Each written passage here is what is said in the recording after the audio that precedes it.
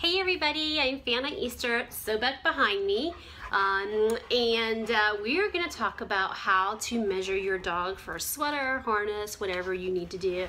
So you need a dog, plate full of peanut butter, heavy plate full of peanut butter, and here's what I actually use. Then you can get these out any discount store, and it's basically your measuring tape, but it's like for fabric and it bends. You definitely need one of these. If you've ever used this before, usually will give your dog the heebie-jeebies the minute it touches them. He was like that. So I was like, okay, so we need to work on this a little bit. So you're gonna see something live and raw, so I'm gonna hope for the best. So what I'm gonna do is, usually what you can do is you can drop this on the floor and you can measure your dog. The problem with that is though, is that when your dog's face is on the ground, their neck is extended and you really don't get really good measurements. So you almost need something where your dog is standing evenly. So what I did is I actually pulled up an ottoman. Because he's big and ottoman's perfect, I can put this down on here, he'll lick as I measure. Small dogs, you can maybe put it on top of your mantle for your fireplace. You can maybe get a heavy box and put it against the wall and then put this on top so that they can't lick it off if the wall's kind of holding it, and you can measure your dog from there. All right, again, if you have a second person, it's always easier, but if you don't have that luxury, I'll show you how to use this. You can use this for a lot of stuff. You can use this to trim toenails, you can use this for brushing. So we're going to show you with Sobek. He's being very good ignoring this.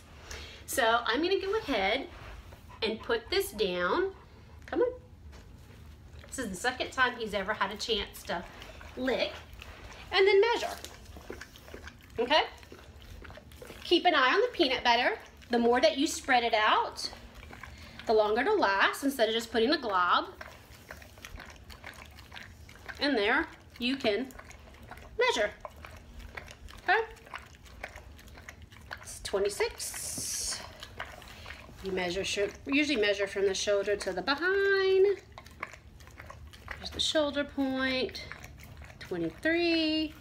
Then you can measure from, we call this their withers, okay? So you can measure, take your hand, put this, actually let me take it on this side. Put your hand here, put this down, okay? Hold it, and then measure whatever it says down at the bottom by their front foot, all right? Same thing with their rear, because they're not square. You can see that my hand is higher than this. So take your hand, hold it from here, drop it down. This is his rear end, and then where it hits down to the ground, you can measure. All right, I hope that makes sense. I'm gonna let him lick his peanut butter.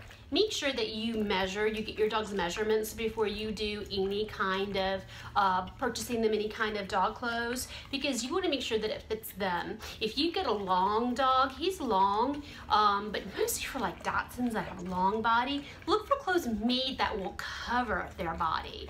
It should actually cover up to, it should cover their back, and for boys, it should cover up to the point of their chest at the bottom to give them plenty of room to potty.